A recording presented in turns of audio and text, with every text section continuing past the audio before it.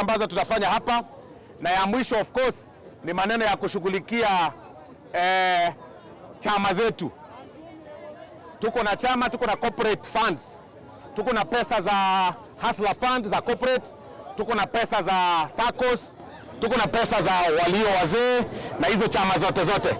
Kesho tutakuwa na about 150 groups ambazo ziko registered, ambazo zitatafutiwa hela za kujiinua, milioni 2, milioni 1 kila chama, 500 depending na uwezo yao, milioni 3 so that waweze kujiinua.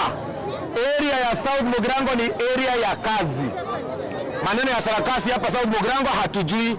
Tunajua wakati wa sarakasi na wakati wa maendeleo. Wakati wa sarakasi itafika na wakati ya maendeleo itafanyika, kwa sababu hawa watu wangu wanajua rais wa Kenya ni mmoja. Rais wa Kenya ni wangapi? Anaitwa William Samoei Ruto, na sisi tunaamini ya kwamba lazima tumkaribie tupate kukamua. Ikifika wakati ya kura, kama maendeleo itakuwa, tutamrudisha. Kama maendeleo, kama hawataona hii lami, hawatamrudisha. Na hiyo ndio kazi yetu kama viongozi na wananchi, ama namna gani? Kama hii gorofa haitasimama, watamrudisha. Kama gorofa kama haitasimama, hawatamrudisha. Kama itasimama, watamrudisha. Kwa hivyo hiyo ndio kazi tunataka. Kesho pia we'll be identifying about 100 vulnerable families za watoto ambao wamemaliza form 4 ambao wameshindwa kuenda university, wanapewa full scholarship kesho za kwenda university zetu za Kenya na zingine international.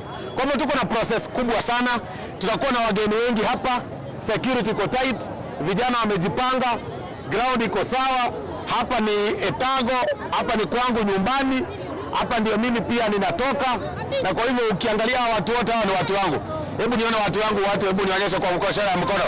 Haya, hawa watu wote wanatoka hapa. Na kwa hivyo yana kwa nigege